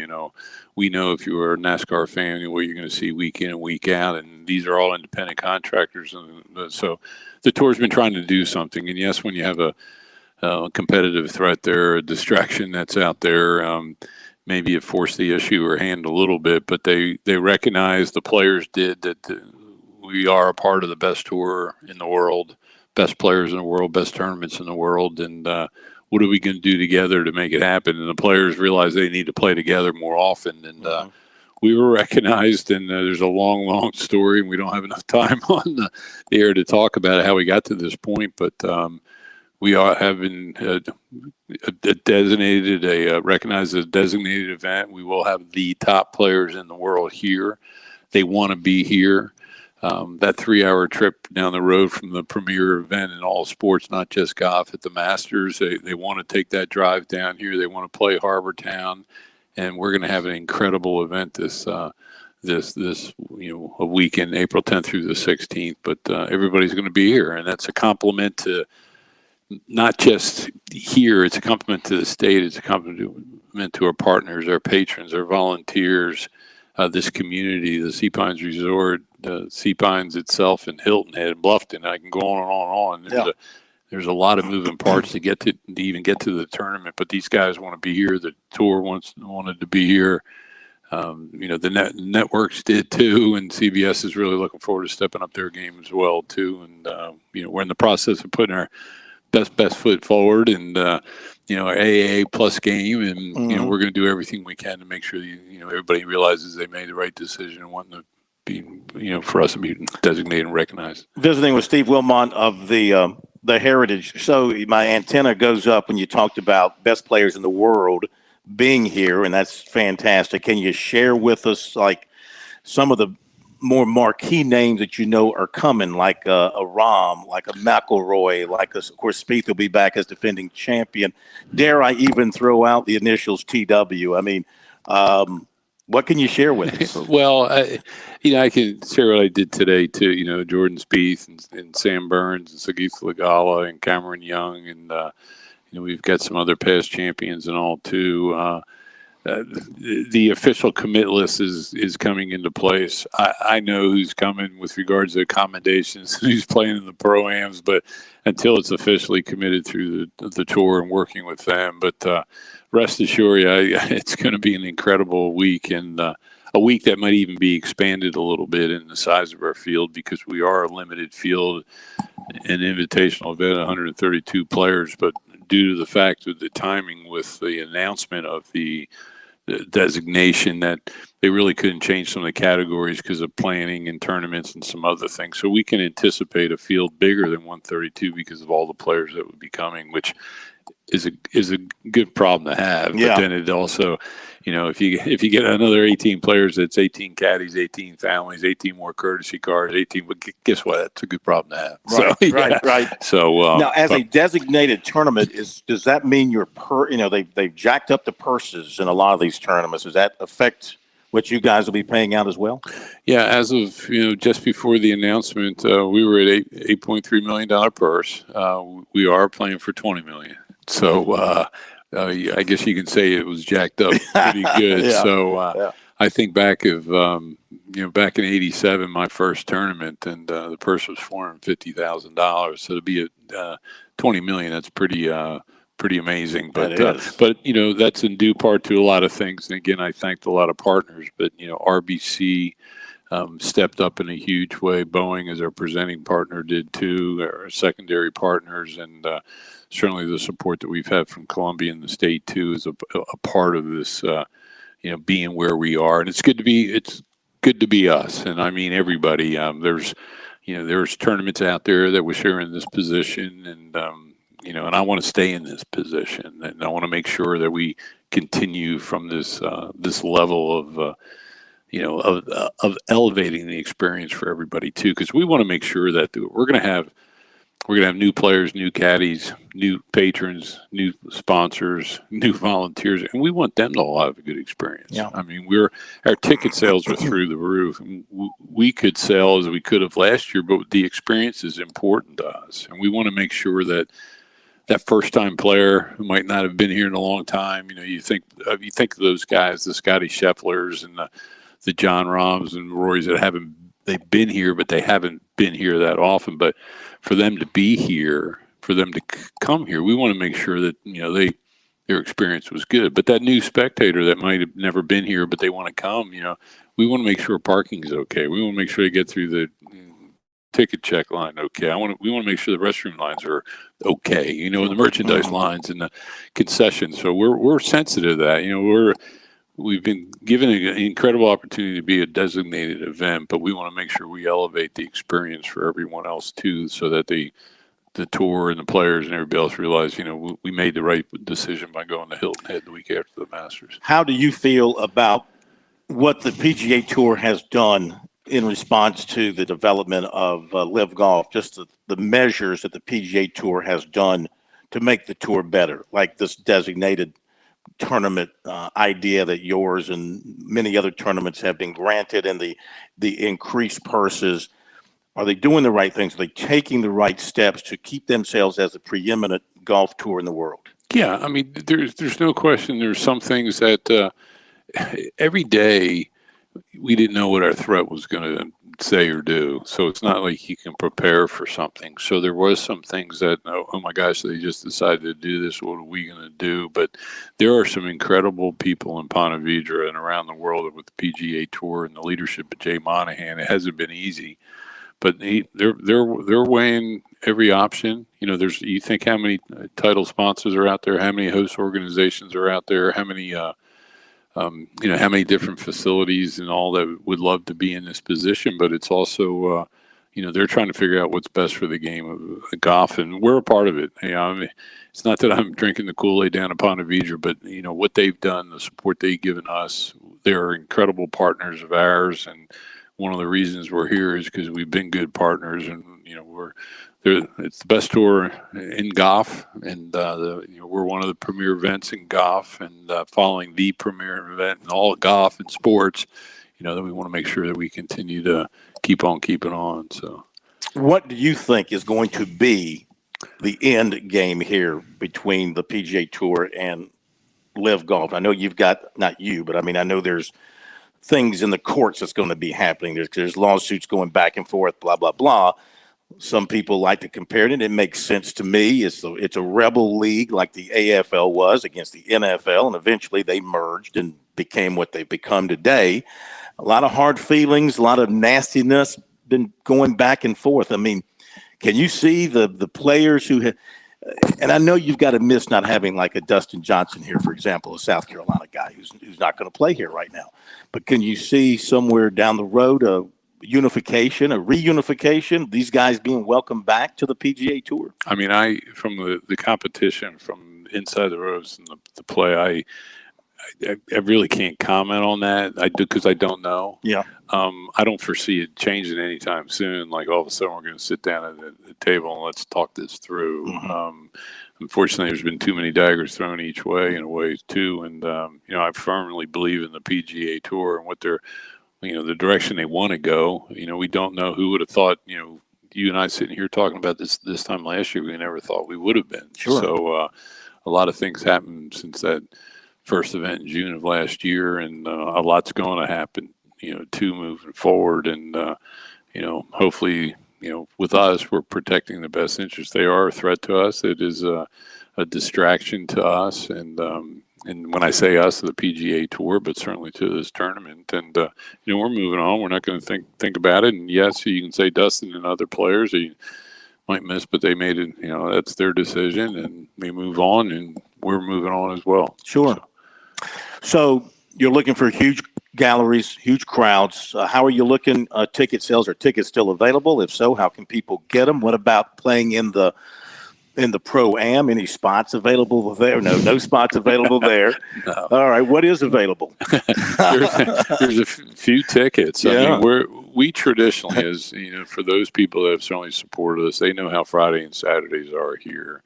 And, you know, and this goes back to really what happened back in 20. You know, we had no spectators. 21, we had limited spectators. But going back to 2019, on Saturday of 2019, we had too many spectators. So we realized the financial model of 20 wouldn't work. 21 was limited. So last year, if you saw, we managed the numbers. We didn't want to get the 19 numbers. When we were at capacity and sellout, it was 20% of what our capacity was. And the opportunities that we have here is we're still managing those numbers in those days. That Friday and Saturday, we're going to have 4, if not 5 Saturdays. You know, that's how I look at it. And from a football perspective, how I like to say things, we're going to have 5 Super Bowls. Mm-hmm. You know, so. Yeah. But the tickets are going. There's no doubt in my mind, and this isn't a sales point, right? Because I'm more sensitive from the experiential side, the operational side, and things too that will be sold out, and that's coming sooner than later. And you know, we're managing those things now because we want to make sure we do the right things and have a great experience for everybody. And I got to think too, from having been inside the ropes here, playing the course, that from a spectator standpoint, this has got to be one of the better layouts in that you can get close to the players. It's a flat walking surface. There's a lot of good viewing areas on the course. I mean, look, I know it can get 5 and 6 and 8 deep around a green and stuff like that, and you have to be 6'5" to see over people. But by and large, it's a great walking track for the spectators, and you can kind of get up a little close to the players as they're positioning themselves for their shots. Yeah, yes, absolutely. You know, but it's a challenge we have though too, being that it is flat. That you know we don't have parallel fairways, and we have homes on certain sides, so we can't necessarily walk spectators on both sides and through, it's a challenge we have. But guess what? We have have a pretty unique, special venue, and we love how it is and all. But when you're flat too, you do have some some viewing areas that make it a little tough. And you played out there today. We have some new bleachers out there behind 7T. We put some on 7 green. We're sensitive to those. Yes, our sponsor is extremely important, as I said, but those spectators that support us too, we want to make sure they're able to view and see too. And we don't want to be 10 deep. We don't want to be 20 deep. And, if we had the hills like TPC courses and it's built for stadium golf, that's another story. But, you can't necessarily sit down on the side of a hill here and, watch golf. But we're truly looking at that. That's something we take serious. And, yes, at the end of the day, the bottom line is giving back, and that's for charity. And for every ticket we sell, it goes to charity, but we also want to make sure we're doing the right thing. Well, thank you again for having us out here. Thank you for putting us in the Jack Nicklaus room. This is fantastic.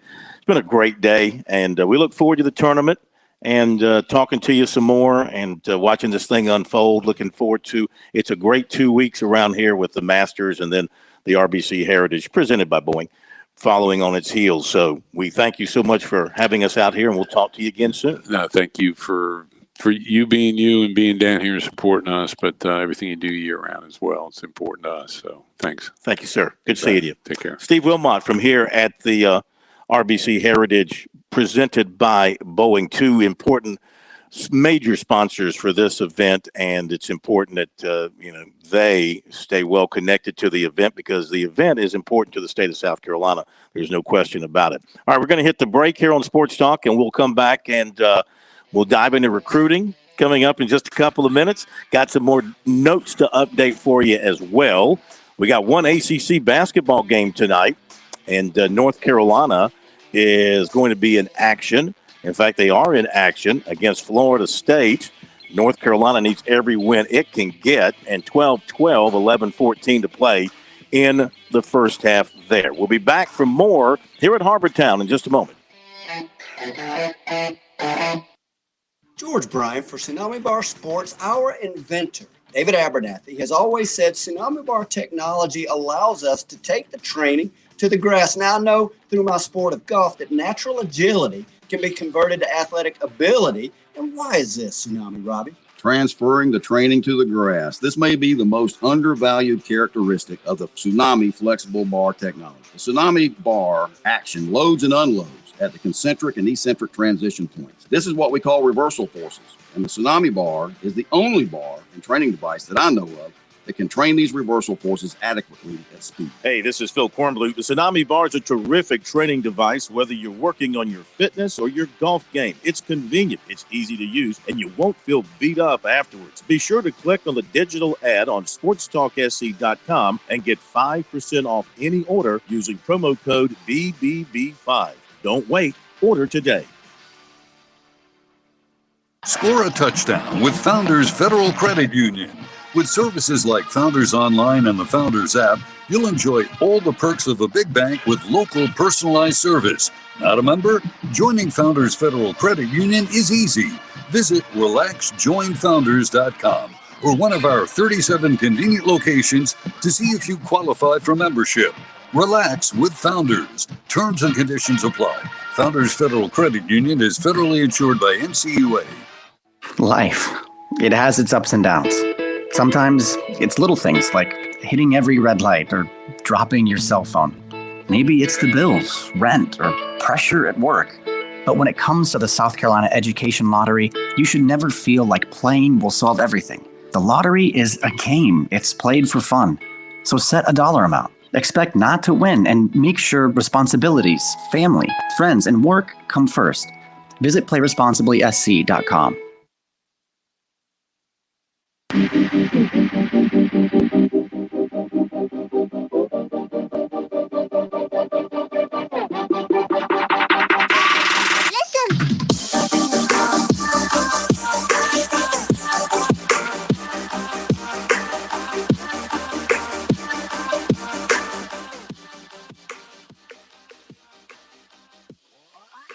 For some recruiting news, I take it, by playing the recruiting news music. So we will dive into that for you here on Sports Talk. It's brought to you by Seawells. And, of course, Seawells, the place to go for the very best in the catering business here in South Carolina.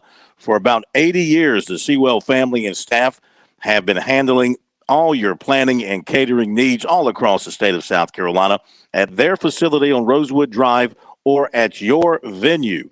Online at SeawellsCateringSC.com, and you can reach them on the phone at 803-771-7385. And, of course, the daily luncheon buffet continues every day at Seawells 11 to 2. Make sure you get over there for that because it is simply spectacular, to put it mildly. So updating some recruiting, running back Daniel Hill out of Mississippi, Meridian, Mississippi, and South Carolina is building a very strong relationship with him, he tells us. Shane Beamer's been working him hard, and so has running back coach Montario Hardesty. He said since they offered him, it was very exciting, and they've been in regular touch, and Hardesty's been to the school several times, and they talk regularly. In fact, they did a virtual visit with him and his parents last week, and so that was big for him to learn more about South Carolina than what he already knew about them. This past season was his first at running back after moving from receiver. He's also a track athlete, and his versatility, he believes, is what has impressed Hardesty the most about him. So Hill went to a USC game last season. He was in for the Tennessee game, and he said it was the best game he's ever been to. And he said the atmosphere was unbelievable to him, and thus the relationship he's been building with the Gamecocks has been very, very good to this point. He went to Alabama's junior day in January. That was his only visit that month. He's planning to take spring visits to USC, Alabama, Ole Miss, Mississippi State, and Arkansas. He is trying to finalize dates around his track schedule. He said Hardesty has talked to him about an official visit with the Gamecocks on June 22nd. He is named a top 10 of USC, Tennessee, Mississippi State, Ole Miss, Texas A&M, Auburn, LSU, Penn State, Arkansas, and Alabama. He has not put his favorites in any particular order at this point. Last season, 1,371 rushing yards, 21 touchdowns. He caught passes for 623 yards and 4 touchdowns. Per his father on Sunday, 2025 quarterback Ryan Montgomery, 6'3", 200 of Findlay, Ohio, will visit Michigan March 12th, Michigan State the 18th, Kentucky the 30th, Clemson April 1, USC April 2, Georgia April 4, Florida April 6, Ohio State April 15th. Montgomery visited Clemson for a game last November. He also went to games last season at Michigan, Ohio State, Kentucky, and Georgia. His early offer list includes Ohio State, Texas A&M, Rutgers, UAB, Wisconsin, Kentucky, Purdue, Cincinnati, Vanderbilt, Miami. USC made the first cut with highly recruited tight end Devon Mitchell, 6'4", 245 of Los Alamitos, California. The others on the list are Tennessee, Penn State, Oregon, Ohio State, Southern Cal, Alabama, Texas, Oklahoma, Texas A&M, and Georgia. He was being recruited by Dowell Loggins when he was at Arkansas, and he's continued to recruit him at USC. We got a few more notes coming up after the break. Is made possible by our friends at Palmetto Citizens Federal Credit Union on 107 The Point. Here's tonight's forecast. Mostly clear and mild with an overnight low of 60. Tomorrow, another perfect day. Sunny skies, less wind, and a high reaching 82. High temps stay in the low 80s the rest of the work week, with rain coming for us on Thursday and into Friday. And looking ahead, cooler for the weekend, highs in the 60s, but sunshine-filled skies. I'm Kevin Cohen with your On Point local weather. I'm Randy Lawson from the HGO Group. We're your Medicare specialist. Don't get ambushed by the national toll-free companies making promises they can't and won't keep. Let the HGO Group build a relationship with you and handle all of your Medicare needs. We do the work, you pay us nothing. Seriously, we get paid when we find the right plan for you with the right insurance company. Give me a call directly at 851-0219. That's 851-0219. Or visit us online at thehgogroup.com. With SRN News, I'm Keith Peters reporting a majority of the nation's business economists expect a U.S. recession to begin later this year than they'd previously forecast, after a series of reports have pointed to a surprisingly resilient economy despite steadily higher interest rates. 58% of 48 economists who responded to a survey by the National Association for Business Economics envision a recession sometime this year, the same proportion who said so in the NABE survey in December. But only a quarter think a recession will have begun by the end of March, just half the proportion who had thought so in December. The Supreme Court will hear arguments this week over President Biden's student debt relief plan. It's a plan that impacts millions of borrowers who could see their loans wiped away or reduced. More details at srnnews.com.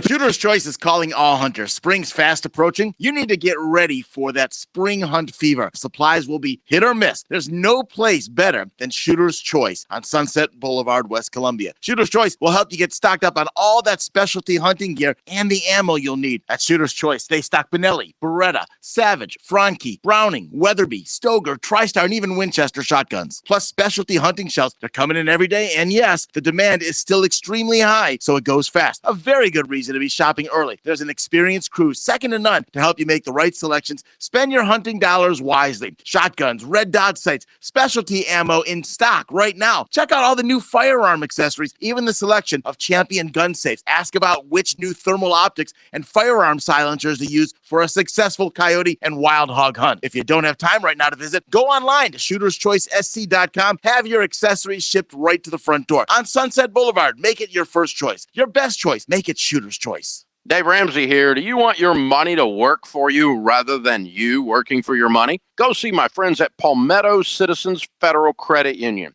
They're not a mega bank and have been serving the Midlands since 1936, offering good old-fashioned customer service and free services. They'll look out for your financial well-being. With 14 locations, check them out today at palmettocitizens.org. Federally insured by the NCUA. When you're a military veteran with over 40,000 organizations trying to help you, it can be hard to find the right information. That's why AARP brings together valuable resources to help you navigate your options. AARP.org/veterans. With the free veteran employment and fraud prevention resources, caregiving tools and access to discounts, AARP, on a mission to support veterans. Visit aarp.org/veterans today. The pipes burst, you're getting the repairs done. Now it's time for your flooring. This is where the flooring department shines. We don't have a huge multi-million-dollar showroom, but we all buy from the same manufacturers. So why pay more? We're locally owned and have 30 years experience in the flooring industry, and we stand by our work. Get tremendous customer service and great pricing with the flooring department. 951-3567 or online at theflooringdepartment.com. That's 951-3567 or 951-FLOR. The flooring department. Hi, honey. How was your first day back at work? Well, that slip and fall sure did cause me some pain and discomfort. This swollen ankle is no fun. Thanks to True Pharmacy, today wasn't a complete waste. I'm so glad they were able to get you all set up with your ACE bandage wrap and even a set of crutches. Yes, who knew you could rent your crutches from True Pharmacy? And they even have wheelchairs to rent and sell. That's good information to know in case we ever need it for our parents as they get older. I'm so glad we found True Pharmacy. True Pharmacy, 2 locations, West Columbia and Dunn Street.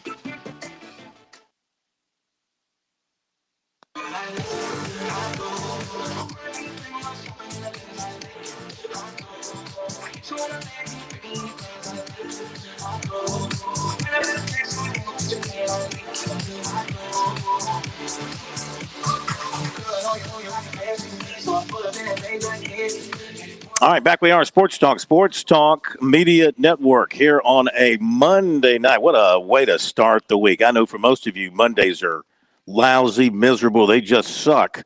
Not for the Corn today. Today was fabulous. Fabulous. I could do this every Monday. I could be a Monday qualifier. Give me a chance to be a Monday qualifier on the PGA Tour, Pat. Now, Pat, you know, as I mentioned, you and Ben Martin are buddies. You've known Ben Martin for a long time. I mean, you know what a pro golfer looks like. I mean, you think I could, if I went through the Monday qualifying process, do you think I could make a living on the PGA Tour? Oh, gosh, just thinking back to college. And, hey, Ben, if you're listening by chance, missed you, brother. Hadn't spoken to him in a number of years now. But back at our time together at Clemson, just the amount of hours that he would spend out at their practice facility, just hitting balls. He and Kyle Stanley, I mean, that was basically their home. He would joke with us at times that he was out there on the range or on the course or at the practice facility or something golf-related far more than any other aspect of life, whether it was sleeping, school, hanging out with family, being at the apartment, whatever. They were always practicing. So if you have that in your back pocket and you're willing to put in the time, I'd give you a chance. You never know. Find yourself a little U.S. Open, go through the qualifiers. Maybe they'll give you a shot. Well, I tell you, if you can shoot 98 or above and qualify, then I'm in. I'll be in great shape. My team today was not all that bad, as a matter of fact. We didn't finish last. Now, we were, our handicaps, the four of us, if you took out the 4 handicaps we had and you averaged them out, our handicap came to about a 16 on average, okay? So that was helpful. We had several holes, like certain players would have 2 strokes on a particular hole, and that player would par the hole, so that's an eagle for us on the scorecard. So we had a few holes like that kind of kept us in the fray, but I think the winning score was like 50, which is 21 under par here. It's par 71. Our score was 59. We're 59. Not bad. Everybody in golf would like to shoot a 59. But again, we were helped by the handicap. Anyway, let me wrap up the recruiting report. We can take some phone calls. 888-898-2525. South Carolina Education Lottery lucky number here on Sports Talk. So we talked about the Ryan Montgomery, the quarterback. We talked about Devon Mitchell. USC offered 2025 offensive tackle Josh Petty, 6'3", make that 6'5", 245 out of Roswell, Georgia. USC commitment quarterback Dante Reno was offered by Miami, according to 24/7 Canes. I think they're wasting their time, but they did offer. USC target wide receiver Amari Jefferson was offered by Michigan State and Ole Miss. Riverside defensive tackle Marcus Downs was offered by Kentucky. LSU is also a recent new offer for Downs. He also has Georgia, Auburn, Virginia Tech, Duke, North Carolina, Arkansas, and Miami among his offers. And he has set visits with Tennessee March 4th and Georgia Tech April 1st. Northwestern running back Turbo Richard was offered by Ohio. Running back Cortez Lane has transferred from Camden to Cardinal Newman. He's not yet received any offers, but he did visit Tennessee for their junior day back in January. He went to Georgia for a game last season.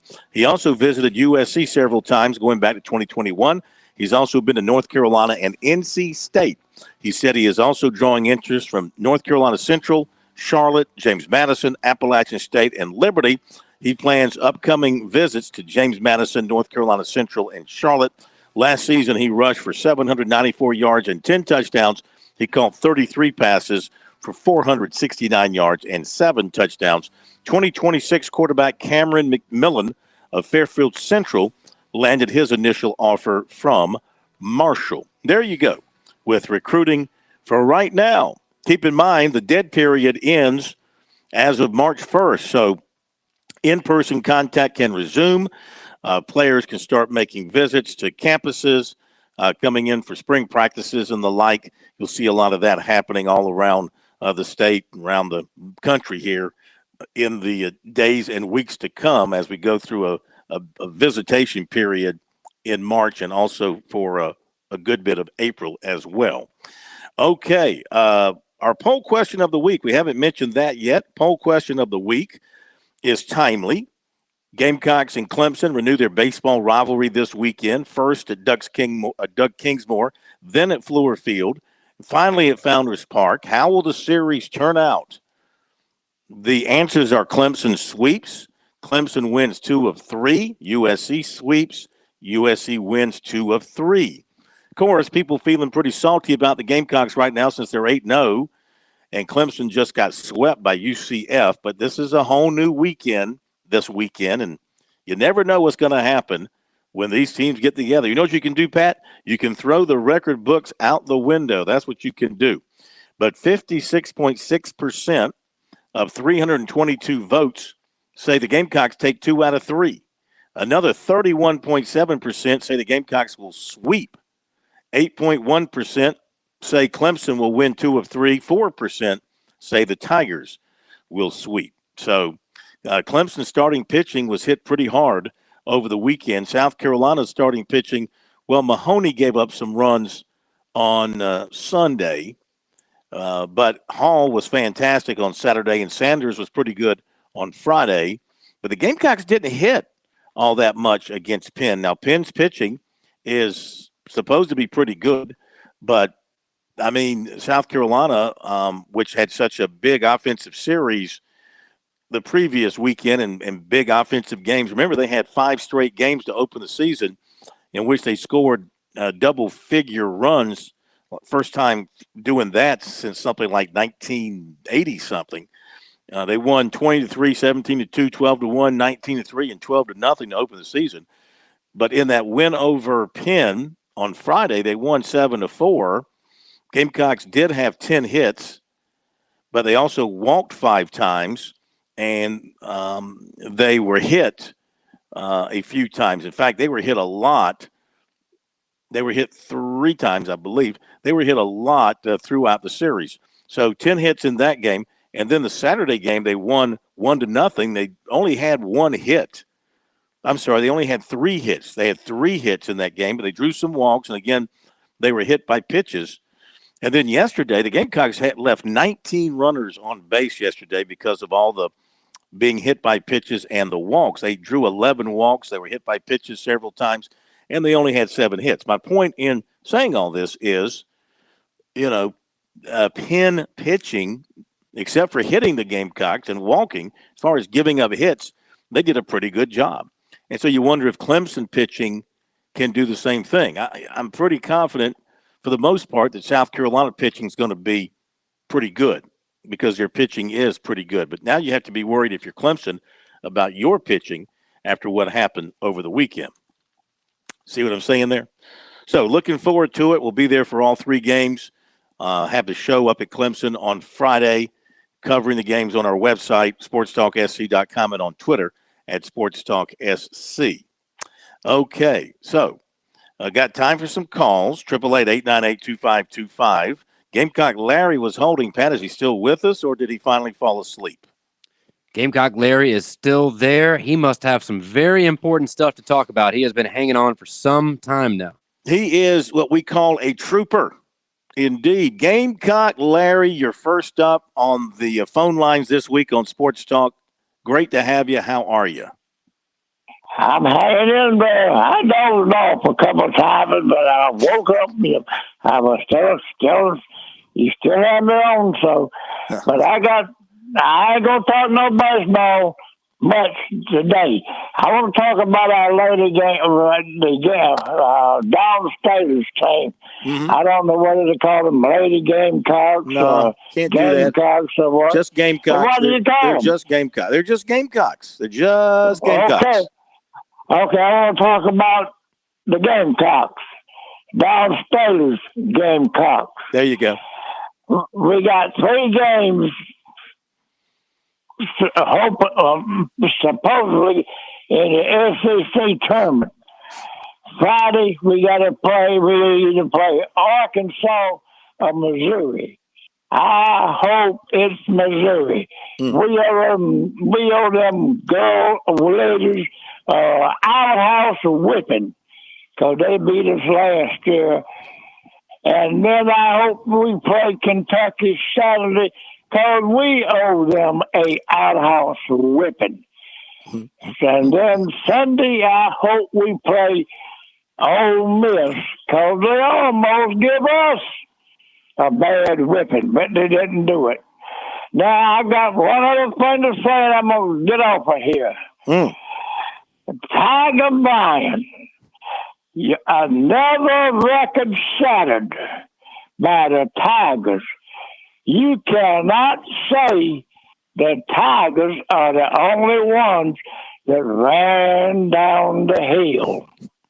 What about that Tiger Bryan? Where in the world is your security? Where is your security, Tiger Bryan? But now we're going to talk about the baseball games tomorrow. Wednesday, to let me on. But that's all I got to say. Tiger Bryan. No more Tigers on the one to walk down the hill. Talk to you later. Come on, y'all. Go Gamecocks. All right, Larry. Thank you very much. Tiger Bryan, I'm sure, will respond at some point in time. Is that true? Is that the UCF the first team ever, the visiting team ever to run down the hill at Clemson? Something like that. That's a good point made there by Gamecock Larry. That sounds like a Tim Beret question right there. Yeah. I bet he'd know that. Yeah, I mean, it'd have to be done under the darkness of night. It's not something you could do with the fans there or anything like that when anybody was watching. So that's an interesting question. I wonder if anybody else has ever managed to do. I know one thing. Don't you think in the future Clemson's going to tighten things up with visiting baseball teams lockering inside Death Valley because of this? All right, if they quote unquote snuck in, and again, we already acknowledge they typically will shower over there, but if they were not supposed to go run down the hill and did that on their own, as these videos suggest, then yes, absolutely, I would imagine Clemson will do something. If you go through Twitter right now, you can see a number of current and former Clemson football players who have retweeted these videos, very unhappy about what happened on their field. But again, I'd like to point out, we don't know the full context, and we tend in the media to kind of run with things without knowing all the information. For all we know, Clemson let them do it. For all we know, there was a representative from Clemson that walked them over there because they requested to run down the hill. So I don't want to be too certain one way or the other because we don't really know the full context of what happened, other than that there was video evidence of the baseball team celebrating by running down the hill. There's one way to prevent that, of course, and that is don't let the team go in there and sweep you. That might be one way to prevent them from running down the daggone hill. Could you imagine the Gamecock football team after winning in Death Valley back in November somehow working their way over to the hill and maybe climbing up it and then running back down it? That's I'm just saying that's far-fetched, but I imagine that. I mean, do you think the UCF people called up Clemson and say, hey, would you mind if our guys ran down your hill? Maybe Clemson, like I said, they took that as a compliment to the history of the hill and it being one of those monumental college places that these visiting athletes wanted to touch and participate, or were they mocking Clemson? That was the thing. Were they mocking Clemson and kind of rubbing their nose in it? Not only did we sweep your baseball team, but we stole your hill as well. Is that how it's being viewed? That's a great question. And remember, Coach Bakich also, I don't have the exact quote in front of me, but he was asked about that, and he mentioned how it stung, especially on top of the fact that they got swept by a team that was, I think the quote he used was mouthy, just saying how UCF were running their mouths all weekend long from the dugout. So then on top of that, to get swept in your own stadium and then have them go and run down your football stadium hill, didn't exactly mince words there, but to your point, if you don't want that to happen, maybe stop them from sweeping you. Absolutely. Okay, we've got to go to the break. One more recruiting note I meant to mention. That is just a reminder that David Easy Omumi is going to be announcing on Wednesday. That's the running back from Sewanee, Georgia. As we talked to him last week and what he shared with us, it widely feels like it's going to be Clemson for him when he announces Wednesday.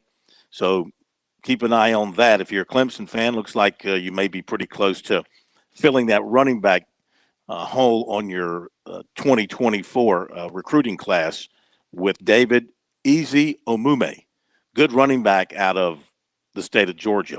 We'll hit the final break, and we'll come back and catch up on some other news notes. If you'd like to tune us up and dial us up, 888-898-2525, South Carolina Education Lottery lucky number. Reminder, with vacation season coming up, make sure you give Jimmy Smith a call at James Smith Realty, 843-237-4246, 843-237-4246. Your perfect beach getaway is just a phone call away online at Paulie'sVacationRentals.com. Again, that number, 843-237-4246. Back in a moment. Hi, I'm Jim Corbett. I've been an attorney for more than 30 years. There's one thing I've learned about injury cases. It's you need the personal touch. You need the lawyer to get to know you and describe your damages. You don't want a case manager talking to an insurance company and then talking to you and then talking to maybe to a lawyer with limited experience at the last minute to try to settle a case. I talk to you. I find out what your case is about. Jim at JimCorbettAttorney.com. Jim at JimCorbettAttorney.com for your injury cases.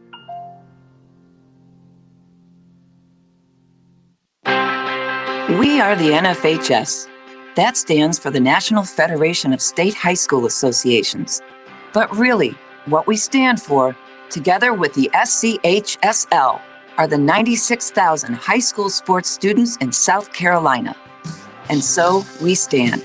We stand for the runners, soccer and basketball players. We stand for their coaches, administrators, and officials. We stand for the swimmers, football players, and wrestlers. We stand for the golfers, softball, and volleyball players. We stand as the national leader and advocate for high school athletics and all who participate in them and make them possible. Because it is our purpose to ensure that high school students get to play, perform, and compete together. To learn more about who we are and what we stand for, visit nfhs.org.